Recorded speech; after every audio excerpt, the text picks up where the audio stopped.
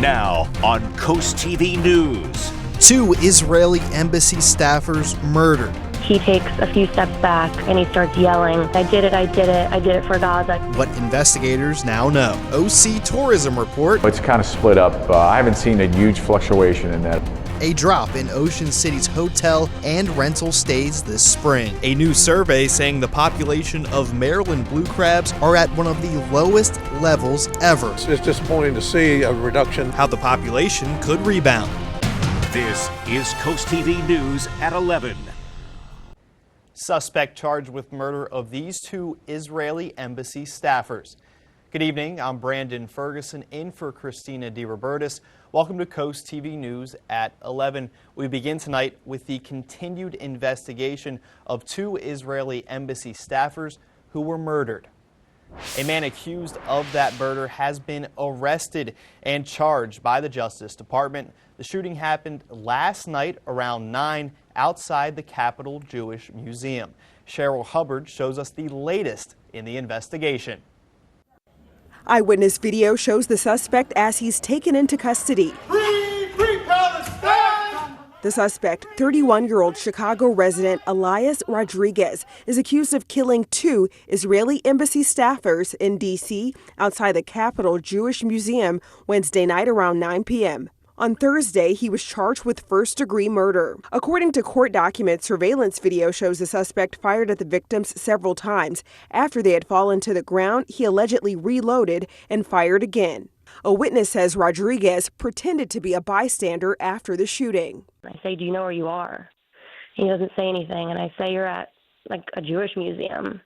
And immediately, he takes a few steps back and he starts yelling, I did it for Gaza. The victims, identified as Yoram Lajinsky and Sarah Milgram. According to the Israeli ambassador, the young couple was set to be engaged. They were a beautiful couple who came to enjoy an evening in Washington's Cultural Center. Last night, our worst fears came true. In Chicago, a neighbor of Rodriguez says he was shocked by the shooting. You would never expect something like this. The FBI and D.C. police have launched their investigation. The Justice Department says anti-Semitism will not be tolerated. We're going to continue, as I said, to investigate this as an act of terrorism and as a hate crime. I'm Cheryl Hubbard reporting. Back here on the coast, a Rehoboth Beach woman is facing felony charges after allegedly threatening contractors and an HOA member during a property dispute. Troopers say 62-year-old Jennifer August confronted a group clearing ivy this Monday. DSP says she threatened a contractor with scissors, threw debris, and sprayed an HOA rep with an unknown liquid. August was arrested at her home without incident. She's been charged with multiple felonies, including assault and possession of a deadly weapon. August was released on a $20,000 unsecured bond. It's been a major project of intrigue in Rehoboth Beach, the new patrol station that's been in the works since December 2023. But today, finally, the grand opening. The building is fully ADA accessible and has 96 lockers for staff. City Manager Taylor Tedder tells CoastTV that the lifeguards and staff needed and deserved this building. The former Beach Patrol facility that was taken down, it had 1 toilet in it. This really not only serves the public, but the Beach Patrol 78 seasonal staff that we have. The Beach Patrol station was estimated to cost $4.9 million when construction began. And when that project ended, the price tag ballooned to $5.7 million, ending at around $750,000 over budget. And we're now going to take a live look outside into Milford and bring in our First Alert Chief Meteorologist Paul Williams. And Paul, some hail came down earlier today in Cambridge. Yes, indeed. In fact, let's take a look at that hail actually in Cambridge, and that's where we were tracking the initial storm that began to make an impression right now. This is courtesy of Katie Telegun.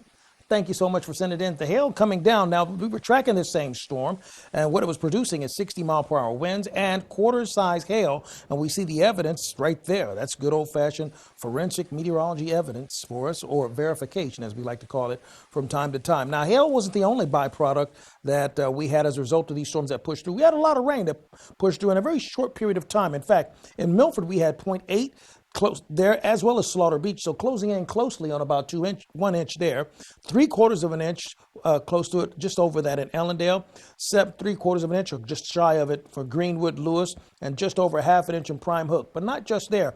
We also were tracking just shy of about 1/2 inch in places like Laurel, Harbison, Seaford, Jones Crossroads, Dagboro, and Stokely, actually. 0.41 for us actually in Stokely. Now, some of the official counts right here, a wider view in our official sites. We had just over 1/4 inch in Georgetown and just shy of 1/4 inch for us actually in Ocean City. And so right now, as you take a look at where we stand right now, all of our highlighted areas, we're just staying cloudy for right now with 56 degrees in Lewis. We're going to stay in the mid-50s. And here's the latest look at the radar. We're looking very clear right now. We had some hail reports on the other side of the Chesapeake Bay, but for us right here, other than this shot that we just showed you, we're looking relatively clear. And we're seeing this right now, a result of being concerned about the possibility of coastal flooding, but that's subsiding as we speak. We'll talk more about what to expect on Friday, and the weekend is looking a lot better than the week has been to us. Thank you, Paul. Now moving to Ocean City, a new tourism report in OC shows that the number of visitors to hotels and short-term rentals dropped compared to the same time last year. CoastTV News reporter Kevin Zapay talked to some hotels around OC. They expect to see those numbers jump up over the next few months.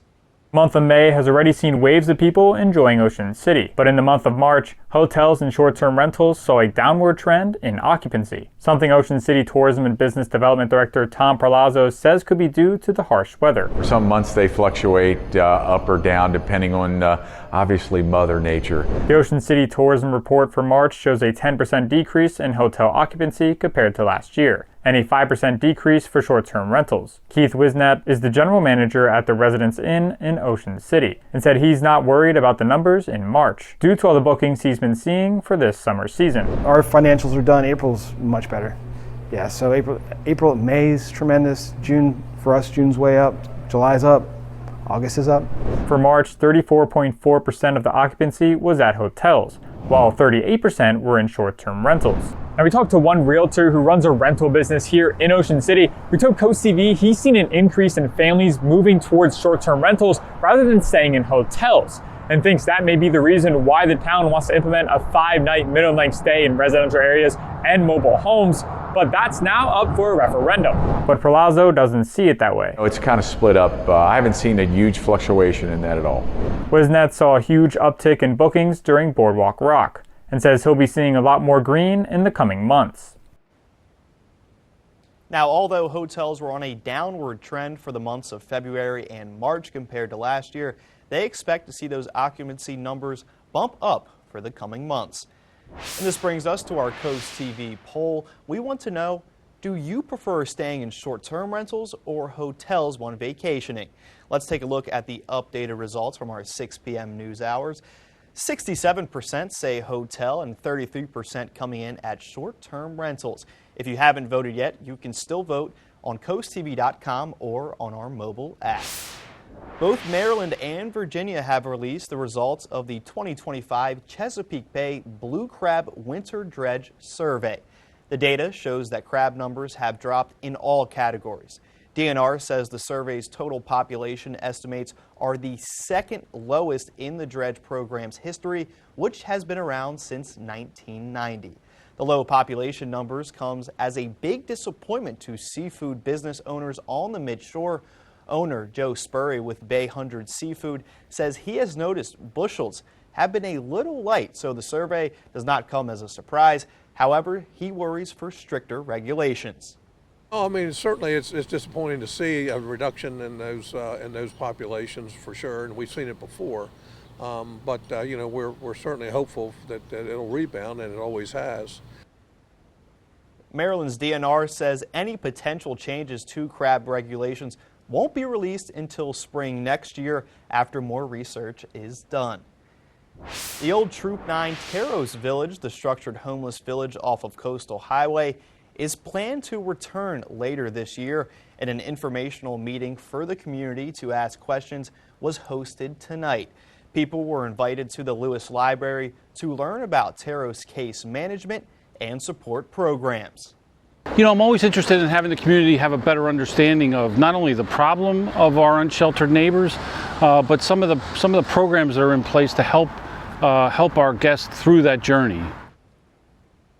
Code Purple plans to rebuild Terros after County Council's decision comes on June 17th.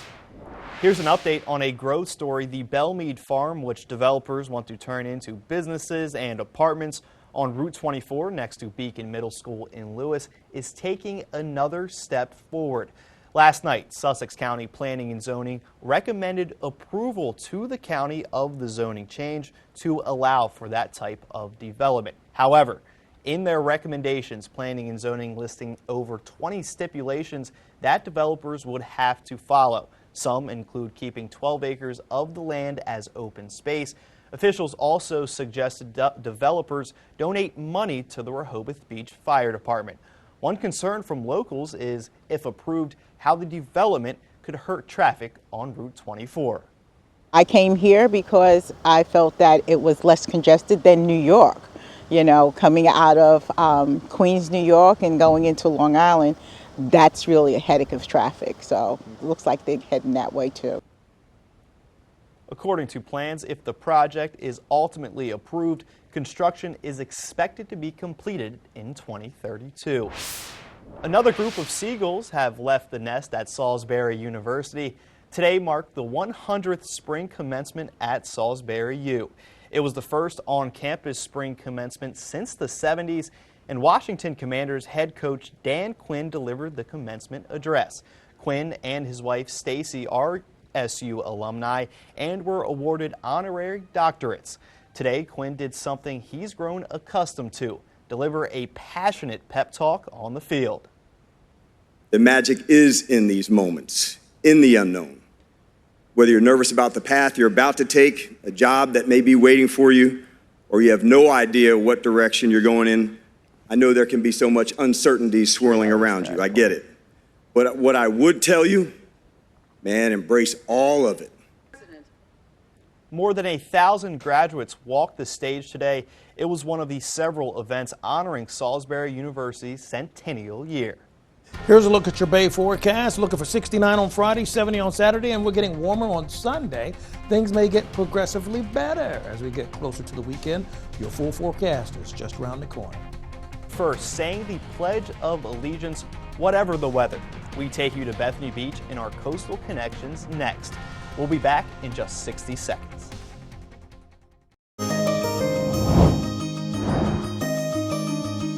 If I asked you right now, I bet there are a couple of songs or phrases that you know every single word to without even having to think about it.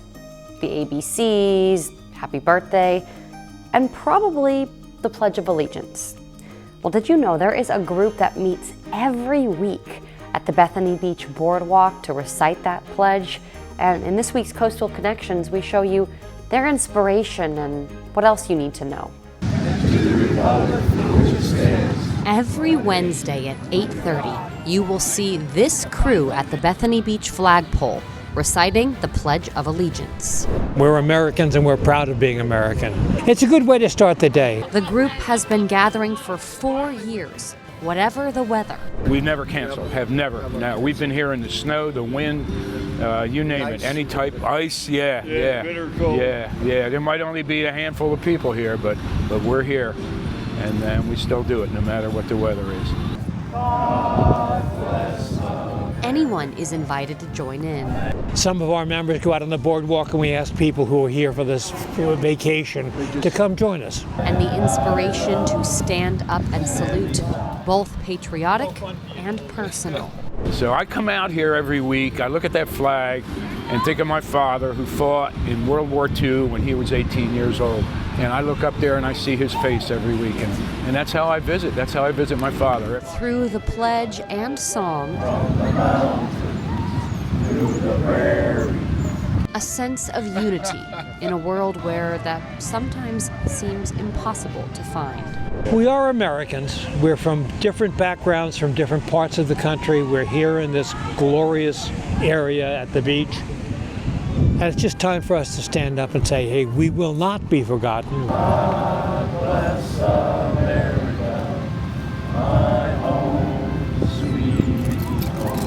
Coastal Connections, I'm Madeline Overturf.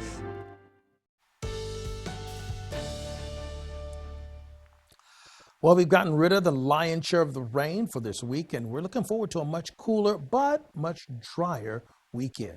Our Spicer Brothers camera in Salisbury, we're holding in the mid-50s right now, and that's really where we're going to hover for the rest of the night, thanks to the cloud cover and a bit of the evaporation that's happening right now across the Delmarva Peninsula. So we have all the rain that's clearing out of the way. The wave upon wave of shower activity that we've had is no longer an issue for us, but we do have a small craft advisory. Still, we're concerned about the winds. It's going to be uncomfortably breezy from time to time because the winds are going to be pushing out of the west-northwest. Since it's a west-northwest wind coming out of a much drier area, that's going to set us up for, that breeze is not going to be all that comfortable. But at least the small craft advisory is expected to expire by 6 o'clock in the morning for Friday. And we're looking for the same situation for us in the early morning hours for Ocean City down to Chincoteague. Now, we still have the active concern for a coastal flood statement that's active for Dorchester, Somerset, and Wacomico. Now, this is primarily for those communities that are right along big bodies of water. You could possibly see a little bit of inundation, but it's only a statement, so it's not a real threat. If I were talking watch or warnings, that would be different. And by the way, our Weather 101, this weekend we explain the differences in more detail of what a coastal flood watch, warning, and advisory means and how you should act accordingly. You should always catch those Weather 101s on our website. So, small craft advisory active for us actually for Nanticoke as well as Deal Island. We have the occluded front that's pushing across right now, and so we have temperatures in the mid-50s. Winds are swirling right now, but relatively light. We'll have mostly cloudy skies for tonight with winds staying at, let's say about 6 miles per hour, but we'll have the temperatures in the low 50s. Now, as far as Friday's concerned, it's going to be a cool day. Some fog to start it off, but then that'll burn off quickly. But over the weekend, we will be much drier, more sunshine. Not all that warm, but still nice. 70 for the high in Georgetown for tomorrow. Winds out of the northwest at 5 to 15. 70 degrees for us in Vienna, 69 Cambridge. And we anticipate a high of 70 degrees in Ocean City, Berlin, Snow Hill, and Pocomoke City. Along the coast, here's what we're expecting. 69 Rehoboth, 68 Dewey Beach, Chincoteague 72, Ocean City 72, Bethany Beach 68, Lewis 71. Mostly to partly cloudy, most locations. Our chances of rain will diminish till we get to, let's say, Tuesday. So we're looking forward to stay dry for Friday, Saturday, going into Sunday. But take a look at this. Saturday, we're relatively dry. Sunday, cloud cover thickens up, but we're still dry going into Monday and Tuesday. It's not until we get to Wednesday when we see a decent slice of rain really begin to make its impact on us. So in summary, your Memorial Day weekend. Saturday, 70, mostly sunny and breezy. Sunday, 72, wonderful, partly cloudy skies, 74 on Memorial Day. And then finally, here's a look at your extended forecast. Enjoy the weekend while it's dry, because by next Tuesday and Wednesday, we're talking rain again. Thank you, Paul. The Atlantic hurricane season starts on June 1st, and experts think it will be busy.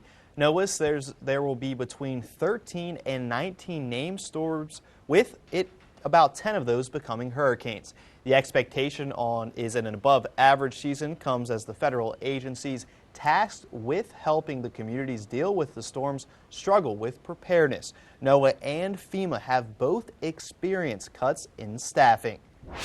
Delaware broke records for hunting seasons this year. Denrex says the state set records for both wildlife and white-tailed deer for the 2024-25 season. This is a historic first in Delaware, with this year's turkey season up nearly 11% from last season. White-tailed deer harvesting increased almost 30% from last season. Sussex County led the state in both categories in Delaware. A traffic update in Salisbury. Closure heading to Benny Street has been rescheduled. The city says Benny Street between Naylor Street and Marshall Street will now be closed from May 27th to the 28th. Crews there will be installing a new sewer manhole. A new bill aimed at supporting Delaware's 70,000 veterans passed the House unanimously earlier this week. House Bill 1, sponsored by Representative Carson, would create a cabinet-level Department of Veteran Affairs led by a secretary. Supporters say it would streamline access to health care, housing, and benefits. The bill heads to a Senate committee June 10th with a possible floor vote on June 12th. Newly introduced legislation in Delaware would expand background check requirements for education workers. House Bill 178, sponsored by Sussex County Representative Brian Shoup and Senator Brian Pettyjohn, would amend Title 14 of Delaware law, and that would require all Department of Education employees to undergo criminal background checks and ongoing monitoring. It would also allow the department to screen contractors and third parties who may need access to student records. The bill has been assigned to the House Education Committee. New this evening, a bill introduced in Delaware could bring financial relief to families who's lost a loved one to suicide. House Bill 174, called the Elizabeth Barnes Act, would create a state fund to help cover funeral costs, counseling, lost wages, and more. The bill is co-sponsored by Sussex County Senator Russ Huxtable and would be funded by a 12-cent monthly charge on phone bills, similar to the one used for the 988 crisis line. The bill is assigned to the House Judiciary Committee. Still to come in sports, Caesar Rodney is one game away from a state title in girls lacrosse. Highlights from the Riders' big win coming up next. And here's a look at your golf forecast. Listen, we're going to be a little bit better for today. Fair conditions, actually, and temperatures in the 60s. Not necessarily all that warm because we could see a stray shower as well. This is CoastTV News at 11. The spring home buying season is off to a slow start. The National Association of Realtors say existing home sales fell 0.5% from last month. That's the slowest April pace since 2009. According to the new data, home sales were 100,000 below expectations, and April sales were down 2% compared to a year ago. Inventory is up, but potential home buyers face high prices and mortgage rates near 7%. Mortgage rates climbed to their highest level in 3 months this week. Nike is returning to Amazon after an absence of more than 5 years. The moves come as a new CEO works to reverse a revenue slump. Nike announced in 2019 that it would pull its products from Amazon in the U.S. It was a move to focus on sales on its own website and a limited number of third-party retailers. But amid falling sales in recent years, Nike is searching for a new avenue of growth. A source familiar with the company's decision says shoes priced at $100 and up will see an increase of anywhere from $5 to $10. Walmart is laying off about 1,500 corporate workers, that according to multiple reports. In a memo seen by USA Today, executives reportedly told employees the company is reshaping some of its teams, modernize its business. Walmart execs reportedly said as some roles are now eliminated, others will be added to better align with plans for business growth. The reports indicate the layoffs will be at Walmart's headquarters in Bentonville, Arkansas, and a few other locations. The Delmarva Sports Network from the Wawa Studios. Last night we showed you more dominance from Delaware's best girls lacrosse program.